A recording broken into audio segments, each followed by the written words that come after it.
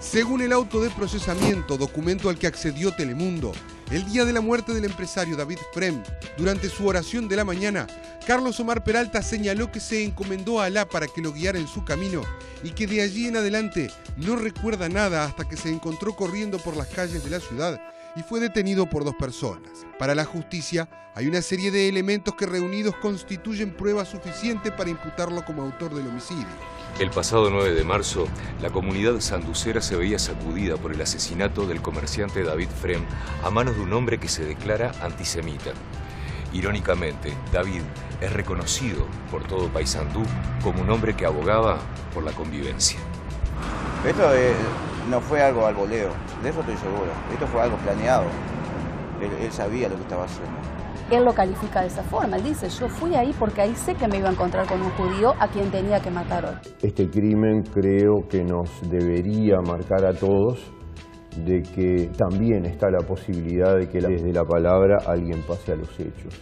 Es un hecho y un episodio lamentable que realmente ha socavado los cimientos de tranquilidad de una sociedad como la sanducera, pero que también de alguna manera despertó de un cierto estupor al resto del país, ¿no? Siempre imaginábamos este tipo de episodios violentos como algo que ocurre fuera de nuestras fronteras, como que ocurre, por ejemplo, en países donde hay una, digamos, colectividad de creyentes musulmanes importante, por ejemplo, en Francia, en Bélgica.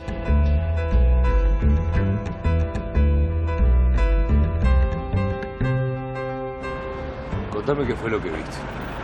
Lamentable, un hecho lamentable.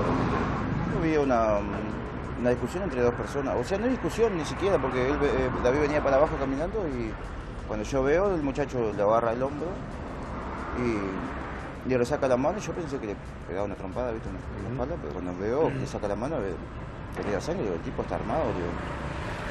Según lo que vos viste, ¿cómo fue el ataque? ¿Fue de una sola puñalada o fue No, fueron varios cortes, porque después, cuando él que lo apuñala en la espalda, que David se da vuelta, él lo sigue cortando, sigue tirando cuchillado. Entonces con las manos se defiende. Después cuando cae al piso David con los pies se defiende también, pero seguía. Que él se agacha, en el momento se agacha para cortarlo del piso y el hijo se le tira arriba. Y que ahí cae de boca para abajo el asesino, y ahí cuando se dobla la punta del cuchillo, que se ve cuando se lo quieren sacar, pero lo corta el hijo, igual también al hijo de David, también lo corta en el brazo. Gustavo, ¿cómo describirías lo que ocurrió en Paysandú? Es un hecho totalmente luctuoso, dañino de la sociedad toda en general, y que criminológicamente tiene determinadas características que lo hacen un tanto particular, ¿no? Un delito a mitad de tarde en una zona céntrica, confluyen determinadas variables que son pertinentes resaltar.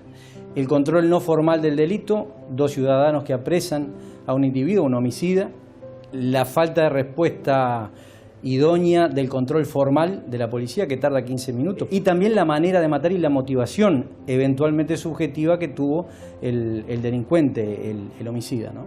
Una tragedia colectiva para la sociedad uruguaya, una tragedia colectiva para la comunidad judía de Paysandú, para la comunidad judía en general, una tragedia individual en cuanto a la destrucción de una familia formidable como la familia Frem, una familia grande, una familia pionera, no solo en Paysandú, y una tragedia que la historia del Uruguay y la vida del Uruguay, creo honestamente que no nos lo merecemos, pero no podemos ser tan ingenuos de quedarnos en eso. O sea, estamos insertos en el mundo, podía pasar, puede pasar en cualquier lado, y bueno, y ahora tenemos que aprender desde la tragedia. Primero que hay que condenar esa violencia, sobre todo porque fue un crimen por razones de odio, es decir, fue motivado por el rechazo, por de alguna manera por la frustración que esta persona, con un desequilibrio o no, habrá que ver la investigación y la pericia psiquiátrica finalmente que pueden confirmar, pero esta persona tiene un rechazo, tiene un odio generado hacia el colectivo judío, y eso es algo que hay que condenar vivamente en nuestra sociedad. ¿En qué actitud viste al atacante? Porque por lo que vos me estás contando era una persona que estaría como en una especie de estado de histeria mientras atacaba al hombre. Sí, estaba sacado. Yo lo que quería era matarlo, eso sí, era seguro. ¿Decía algo? Ya, yo no escuché nada, lo llegué a escuchar bien, pero gente que estaba ahí parada dijo que cuando lo apuñala lo quedan por adelante. Eso sí, fue lo que dijo. Esto es por adelante, eso fue lo que la gente dijo. ¿Cómo siguió esto? Contame. Bueno, cuando yo voy a lograr pasar para la vereda que pasa todo, él tira el cuchillo y sale corriendo por Avenida España, como al centro. Y lo corrí una cuadra y media, te digo, y él se me da vuelta para hacerme frente. Porque él es instructor de taekwondo, digo. También. O sea, estamos hablando de un hombre entrenado también. Entrenado, era maestro y dice que era un tal mecánico también. O sea, no era una persona inteligente, no era. Entonces, yo cuando él frenaba, ¿viste? Yo también me frenaba, porque pensé que me iba a hacer frente con algo y no sabía si le tenía armado, si tenía alguna otra arma, yo no sabía tampoco. Yo salí corriendo porque me salió eso, ¿viste? No. Y bueno, cuando en el tercer vez que él se me da vuelta, ¿viste? Y sale corriendo de vuelta, ahí no sé dónde saqué fuerza, que lo reducí de atrás, de la espalda, ¿viste?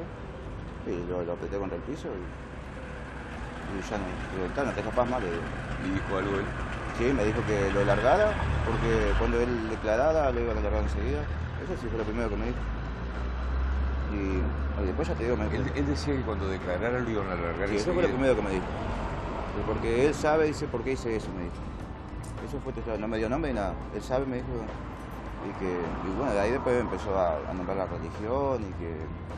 Contame un poquito qué fue lo que pasó con el asesino de David, después de que fue agarrado, cuál fue todo el proceso que se siguió. Bueno, sin duda que después de que fue detenido por un civil, ¿verdad?, un arresto ciudadano, como se le conoce, fue trasladado inmediatamente a la Dirección de Investigaciones, donde en primera instancia, si bien no confesó, dio indicios de que estaba plenamente consciente de lo que él había hecho, detallando algunas de las circunstancias que lo habían llevado, ¿verdad?, al homicidio. En ese primer entonces, a la agresión. El homicidio viene después, obviamente, cuando David Frem fallece próximo a las 20 horas.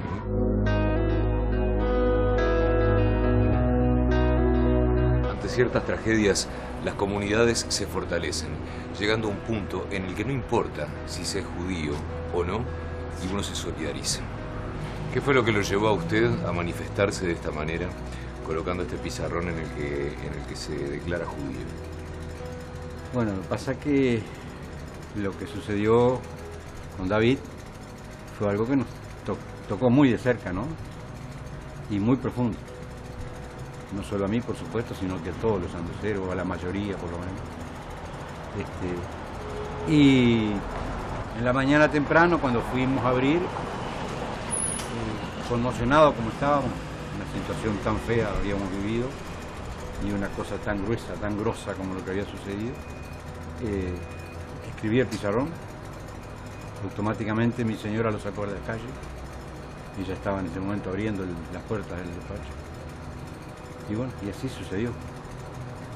Fue una manifestación de solidaridad que me salió como mucha gente le hubiera querido mostrar, ¿no? No sé la cantidad de gente que me ha venido a saludar o me ha llamado por teléfono, clientes y personas conocidas de años que se manifestaron con total solidaridad con lo que había pasado. ¿Cómo se ha visto afectada la familia de David? Pero no estoy hablando solamente después del hecho.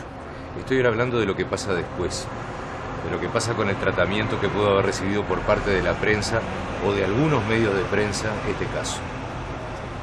Y ellos van a estar muy afectados, ¿no? Indudablemente.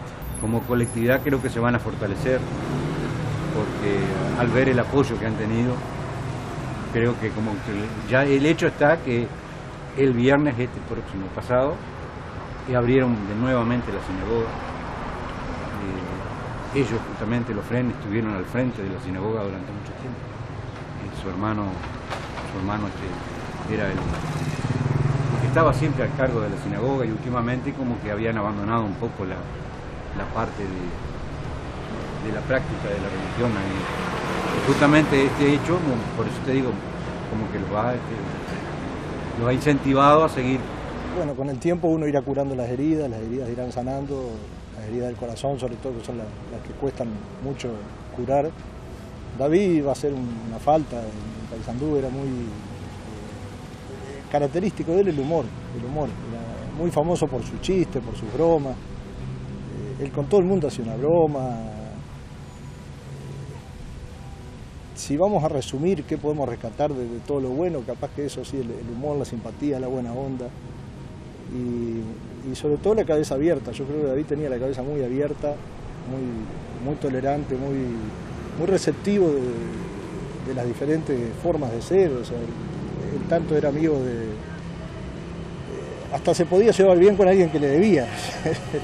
La persona de David Frem, muy conocido, muy vinculado a todo lo que eran actividades, tanto sociales como deportivas también, de la propia colectividad, y sin dudas que la persona, el blanco en este caso, también fue importante para que la conmoción sea más. Eso creo que eso fue a propósito que él estudió su blanco. No, yo no creo que lo estudió, porque incluso él dijo que él fue a ese lugar porque sabía que ahí se iba a encontrar un judío, independientemente de que fuera David, fuera un familiar suyo o fuera otra persona que saliera del negocio y tal vez él confundiera con judío, ¿no? Él fue a buscar un judío a ese lugar, dicho por sus propias palabras.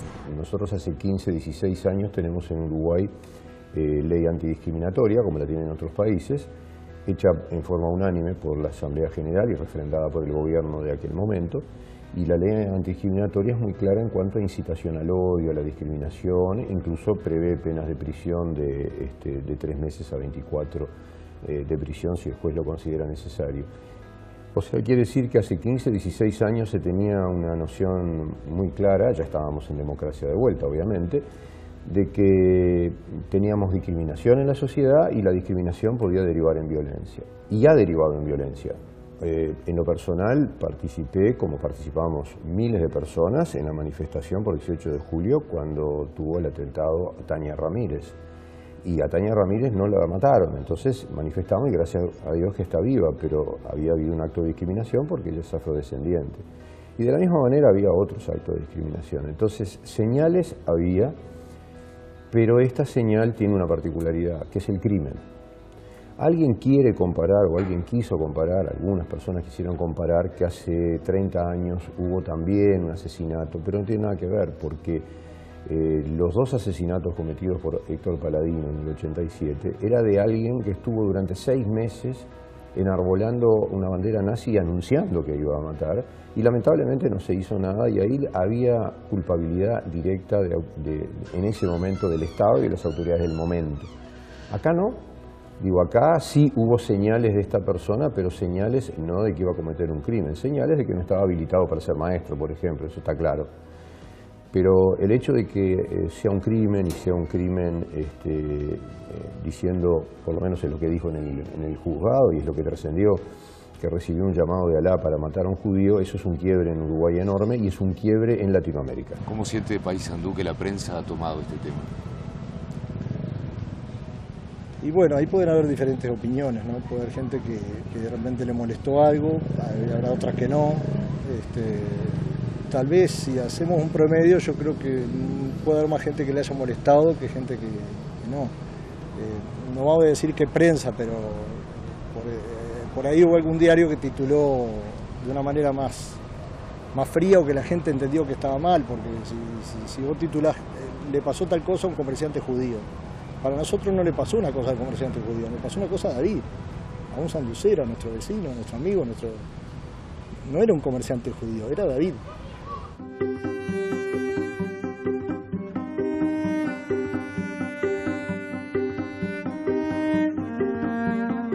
Llegamos hasta el Centro Islámico Egipcio de Cultura para charlar con el Sheikh Samir Selim y ver cómo repercutió en la comunidad musulmana local lo ocurrido en Paysandú.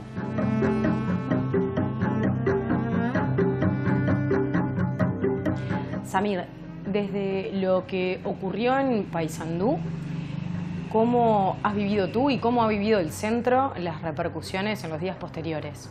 Nosotros como musulmanes rechazamos este acto de esta persona porque este acto de esta persona es no acto del Islam. Quiero decir que el Islam como religión es religión de paz. Por lo tanto, nosotros rechazamos este acto. En este caso, el homicida en Paysandú refirió a que este asesinato se cometió en nombre de Alá. ¿Qué es lo que plantea el Islam respecto a tomar la vida de otra persona, a quitarle la vida a una persona. Cuando escuché que el hombre dice Allahu Akbar en nombre de Allah, dije que esta persona no entiende qué es dijo, porque Allah no ordena hacer esto. Porque Allah dice en el Corán, quien mata a una sola persona es como matarse toda la humanidad. Y quien salva a una sola persona es como salvarse toda la humanidad. Entonces Allah no ordena a matar el otro. Por lo tanto, ¿qué pasó en Paysandú? Es no el nombre del Islam y no el nombre de Allah. Yo creo que el problema es mucho más complejo, mucho más profundo, porque también tenemos que entender cómo viven los musulmanes hoy en Uruguay y comprender que también ellos hoy se sienten de alguna manera acusados con el dedo, se sienten interpelados por estas circunstancias, y es bueno también ver qué va a hacer la sociedad en su conjunto de aquí en más para aprender a vivir en diferencia y con el diferente, porque esta persona sigue siendo Peralta, el asesino, sigue siendo un ciudadano uruguayo, nacido, criado en Paysandú. Por tanto, el dolor, el duelo, va a llevar mucho más tiempo para procesarlo, porque igual que ocurrió con el 11 de septiembre, donde en aquel momento los atacantes eran venidos del exterior y por tanto la manera de responder era blindándose el país, Estados Unidos, no permitiendo, por ejemplo, la entrada de más ciudadanos musulmanes o negando visas, por ejemplo, a personas que pudieran cumplir con un perfil ya labrado, ya de alguna manera también caricaturizado, y esa situación fue diferente a la de los atentados de Londres, donde los atacantes en el 2007 eran personas criadas, nacidas en el seno de la sociedad británica, y eso cuesta mucho más digerir y comprender. Esto es lo que está ocurriendo hoy en Uruguay. Esta persona es uruguaya. ¿Cómo pudo ser que nadie previó esta situación? Es lo que se pregunta hoy el ciudadano medio en Uruguay.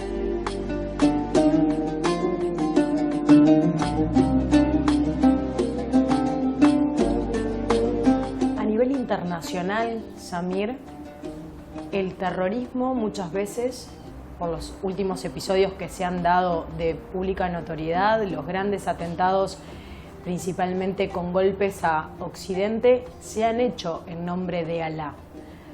De alguna manera, el caso de Paysandú también se hace eco de lo que ocurre a nivel internacional.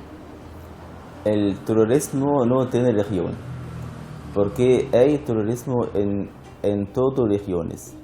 Hay cristianos hacen como crímenes en el nombre de Dios también. Dicen que está en nombre de Jesús. Hay judíos hacen crimen en nombre de Dios. También hay musulmanes hacen crimen en nombre de Allah, pero ellos no entienden que es mensaje de Allah, como los cristianos fanatismos, judíos fanatismos y otras religiones fanatismos no entienden sus como mensaje, porque las religiones tienen mismo mensaje porque vienen de misma fuente de Dios.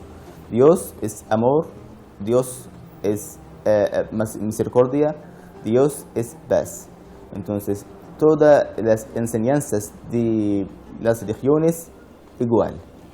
¿Y qué es lo que crees tú que tiene el Islam que ha llevado a muchos a radicalizarse y a cometer actos terroristas?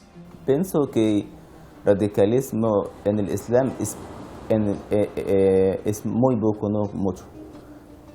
Por ejemplo, musulmanes en el mundo más o menos 400 millones. Es segunda región en el mundo. Cuando buscamos cuál es el mayor radicalismo en cristianismo y radicalismo del Islam, el radicalismo del cristianismo es mayor del radicalismo del Islam. Pero pienso que cuando leemos noticias que pasó en África, que pasó en Burma, que pasó en Israel, que pasó en muchos países, hay como crimen, hay como asesinato contra los musulmanes y todo el mundo no habla nada. Pero cuando una persona musulmana hace crimen, es matar, es crimen. Pero cuando un musulmán hace un crimen, mucha como invoquen a este crimen, dicen que este crimen es en nombre del Islam, en nombre de religión. ¿Por qué decís que puede resultar el Islam atractivo para determinados uruguayos?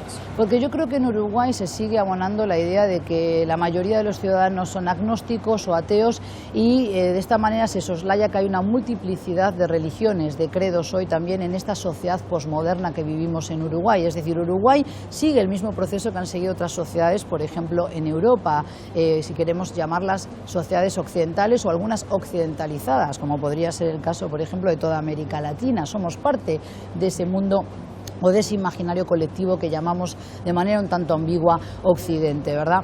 Entonces, a mí me parece que hay ciudadanos uruguayos que no necesariamente se han podido sumar al carro de la globalización, que no están viviendo de ese éxito que se vende en este mundo capitalista, donde vales por lo que tienes, donde tienes que tener un auto de ciertas características o potencia, donde tienes que tener, por ejemplo, cierto nivel de estudios terciario, o tener una novia linda, o tener un hombre al lado que de alguna manera también encaja en ese perfil de éxito tanto para el hombre como para la mujer. Entonces yo creo que hay ciudadanos uruguayos que también entienden que este modelo de sociedad no es el que quieren vivir, que quieren defender alguna causa mayor. Y ahí tenemos evidentemente el atractivo de religiones que son muy fáciles de entrar en ellas. Por ejemplo, para convertirte al Islam es una religión sumamente abierta, no hay demasiados requisitos a priori, se puede incluso llegar a la conversión. Habría que ver si esto se ajusta a las enseñanzas islámicas, pero se puede uno convertir incluso a través de Internet o por altoparlantes con 2 testigos, pero hoy con las cámaras web y demás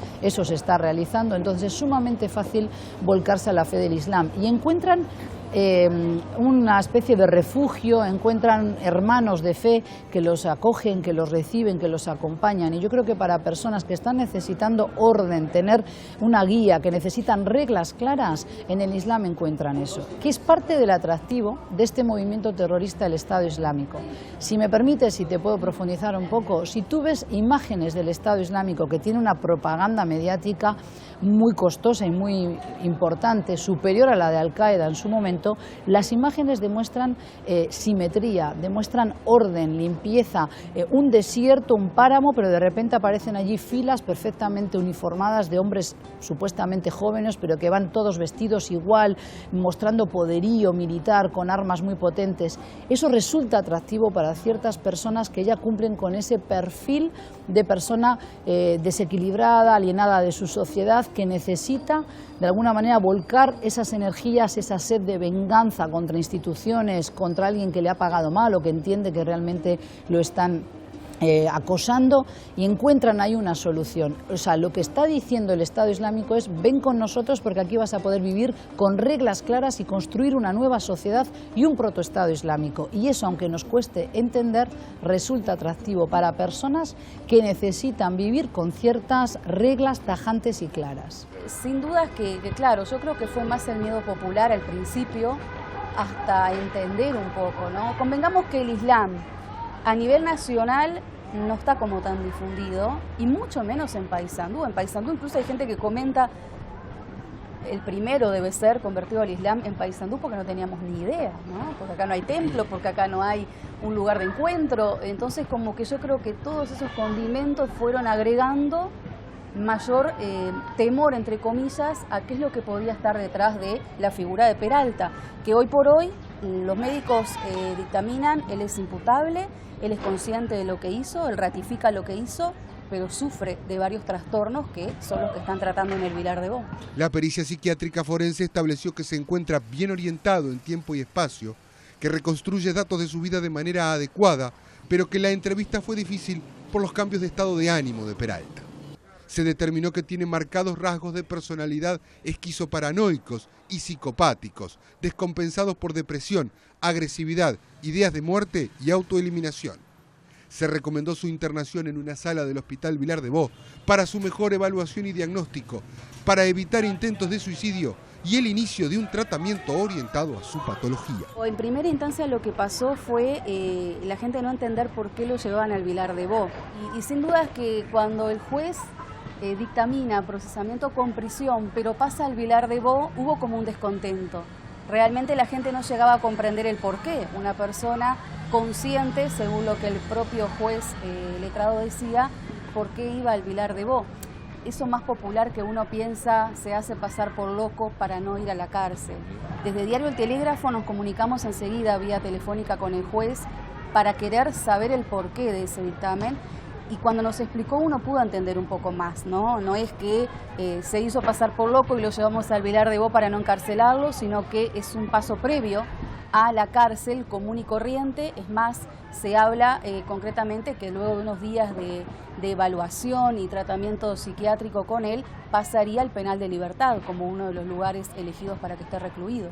Esquizofrenia paranoide fue lo que se le diagnosticó al homicida de Frem. ¿Qué es ese diagnóstico?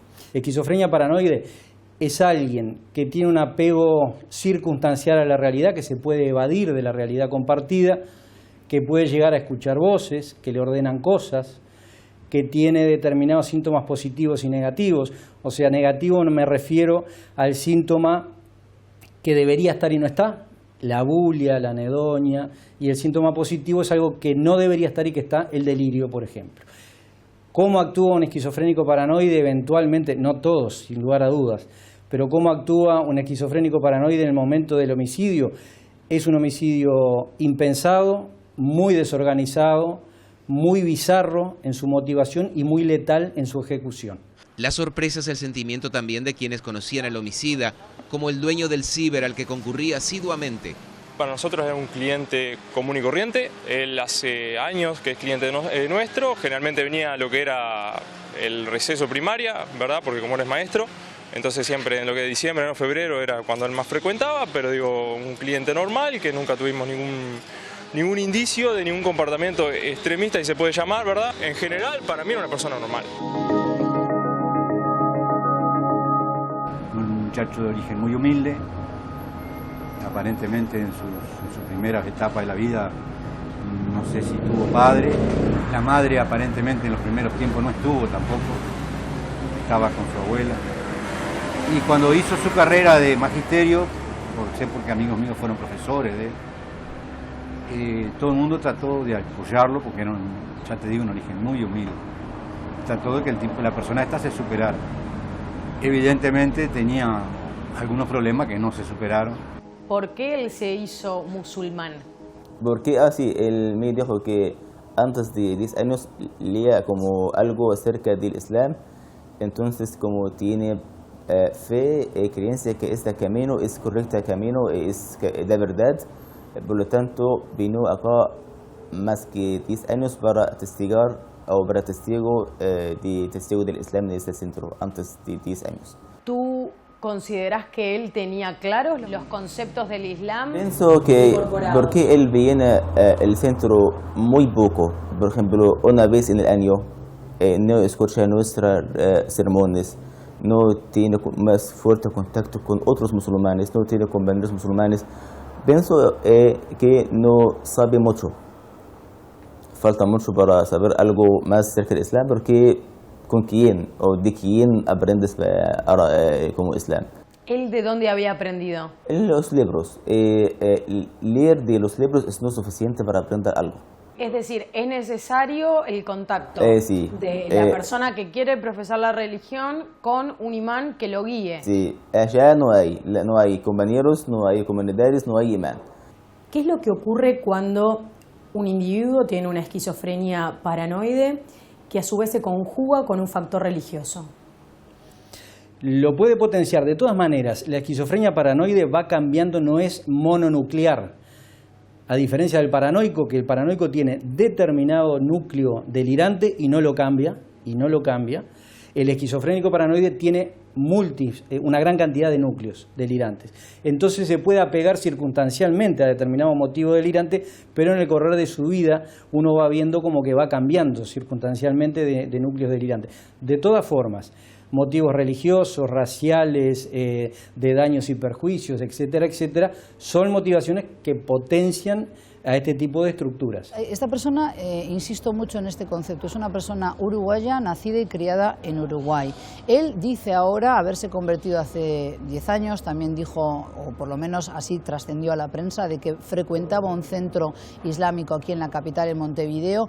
Entiendo que no era asiduo de ese centro, por tanto también hay que tener cuidado. Una cosa es lo que el señor diga que es y otra cosa es lo que verdaderamente se le compruebe que luego es. Si él efectivamente apela al Islam y él dice yo hago esto porque mi religión me lo manda, evidentemente es una persona que está entendiendo mal la religión del Islam.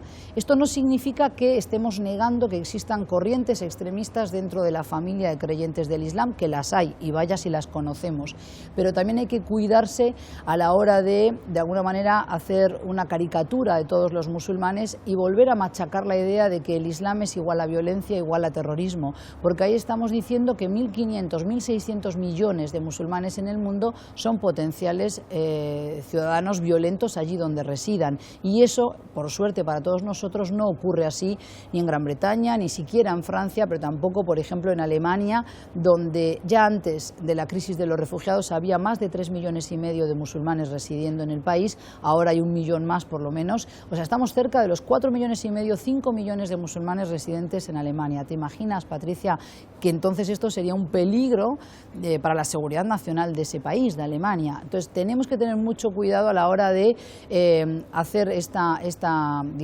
ecuación Islam igual a terrorismo, porque eso es lo que normalmente trasciende a través de los medios de comunicación, y creo que tenemos que trabajar mucho más ese terreno.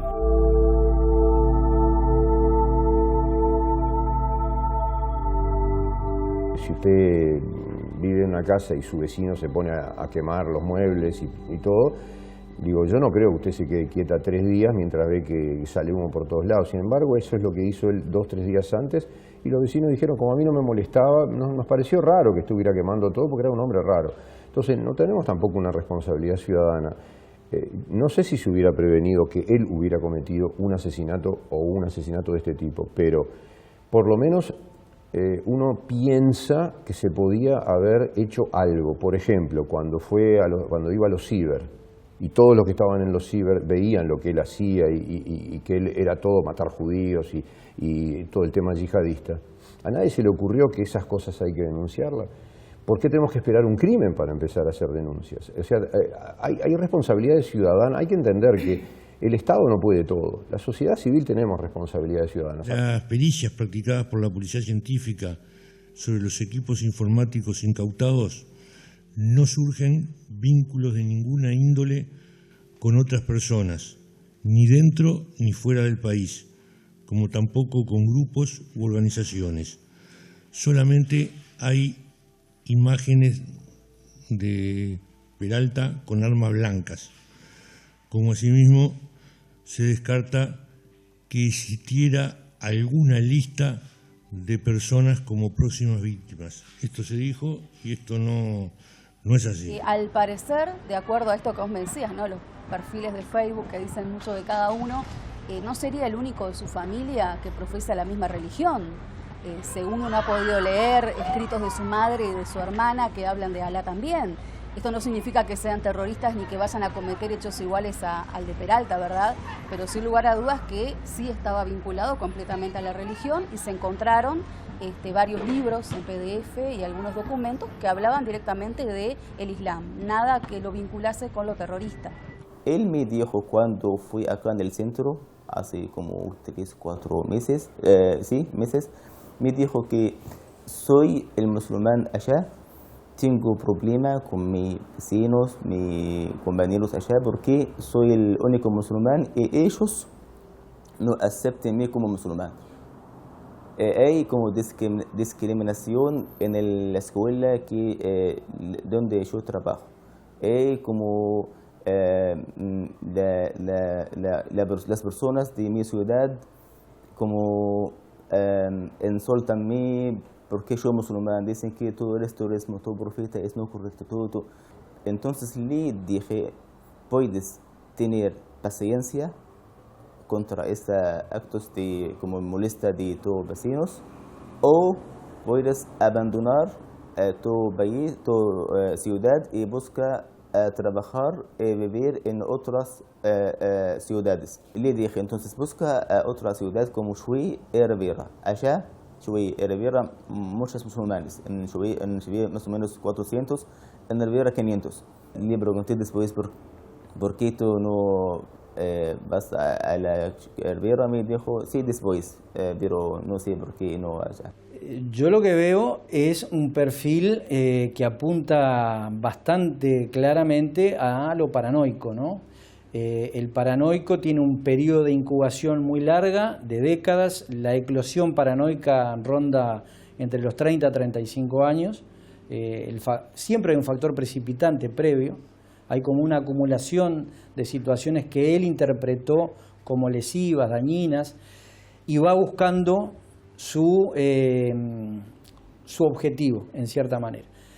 Cuando en su historia vital hay determinados factores precipitantes, marca su objetivo y allí comienza a producir delirantemente hasta que comete el acto. Lo que decía anteriormente, hay determinadas ideologías que facilitan uno poder ubicar su enemigo, y el paranoico en eso es muy sensible. Samir, ¿cuántas horas te reuniste tú con él? Nuestro sermón del viernes solo más o menos 30 minutos. 15 en árabe, 15 en español. ¿Y tú no notaste nada extraño en él? No, normal. Normal, para ti era normal. Sí, normal. Pero él, como una persona no tiene compañeros únicos, su problema es como no tiene no tiene como personas para hablar con él, no tiene personas musulmanas para hacer como hermandad con él, solo. Entonces cuando una persona vive solo es difícil para él. Pero él normal, no hay problema por él. ¿Se le pudo haber detectado realizándosele pruebas psicológicas, los análisis psicotécnicos que habitualmente se hacen en muchos trabajos? ¿Algunos de estos indicios de esta patología que él tiene se pudo haber detectado? Se puede haber detectado. Lo que, a ver, con el diario del lunes todos somos muy idóneos, ¿no? Pero de todas formas, se pudo haber detectado. Hay herramientas psicojurídicas, psicoforenses como para detectar este tipo de patologías. Reitero, de todas formas, que el paranoico es un delirante razonante. ¿Qué quiero decir con esto? Que no es que venga a decirnos que es Napoleón ni nada por el estilo. Es alguien cuyo delirio se inserta en la cotidianeidad, que lo fundamenta, que lo interpreta, que lo argumenta y es altamente convincente de lo que le está pasando. Esa es la gran diferencia, por ejemplo, entre la esquizofrenia y la paranoia. El paranoico es altamente convincente porque su delirio está apegado a la realidad compartida. Lo que hace es interpretar locamente hechos de la cotidianeidad. ¿Era posible prevenirla? Yo creo que este tipo de actos irracionales, este tipo de actos, o más bien, no sé si llamarlo irracional, esta persona sigue una lógica, dentro de su desequilibrio, dentro de ese perfil de persona trastornada, seguramente atribulada, con una sumatoria de frustraciones y de enojos que le permiten a él no sentir empatía con la víctima, que le permiten a él tener una actitud déspota de yo soy el dueño de la verdad y yo necesito vengarme y es a por ti que voy, ¿verdad? Yo creo que eso sigue una lógica. Por tanto, a veces no hay que llamarlos casos irracionales o situaciones de violencia irracional, pero ciertamente yo creo que no se puede prevenir, no se puede saber cuándo una persona se va a levantar de su cama y va a decidir que hoy es el día en que voy a atacar. Desde la justicia se determinó que esta persona era imputable, es decir, que al momento de haber cometido el homicidio, él era consciente del acto que estaba llevando adelante. Sin embargo, se lo trasladó a Montevideo para realizar una segunda pericia psiquiátrica. Se encuentra el día de hoy internado en el Hospital Vilar de Bo. ¿Por qué se entiende que esta persona es imputable? La imputabilidad, que es un concepto jurídico, que si bien nosotros como psicólogos forenses lo trabajamos mucho desde nuestro lugar, no desde lo jurídico, implica para nosotros que el individuo tiene conciencia y voluntad en el momento del acto que cometió el delito. Lo que tú referías a la pericia en general en un momento agudo es atrapado enseguida, en un momento crítico, post delito, en general da determinados lineamientos, pero es muy borrosa el dictamen al cual puede uno arribar. Nadie diagnostica o no se debería diagnosticar ni eventualmente hacer un dictamen pericial sobre el agudo. ¿Qué es lo que entiendo que se está haciendo y comparto? Es dejar pasar un tiempo, aplicar determinadas, espero, baterías de test, desde lo psicológico, entrevistas y anamnesis psiquiátrica, forenses, etcétera, etcétera, para ver realmente qué estructura de personalidad tiene este individuo.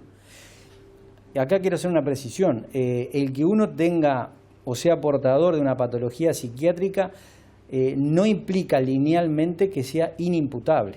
Uno, el forense, lo que tenemos que hacer es dictaminar si al momento del hecho delictivo el individuo estaba con un síndrome delirante positivo que lo llevó a perder conciencia y voluntad del hecho que estaba cometiendo.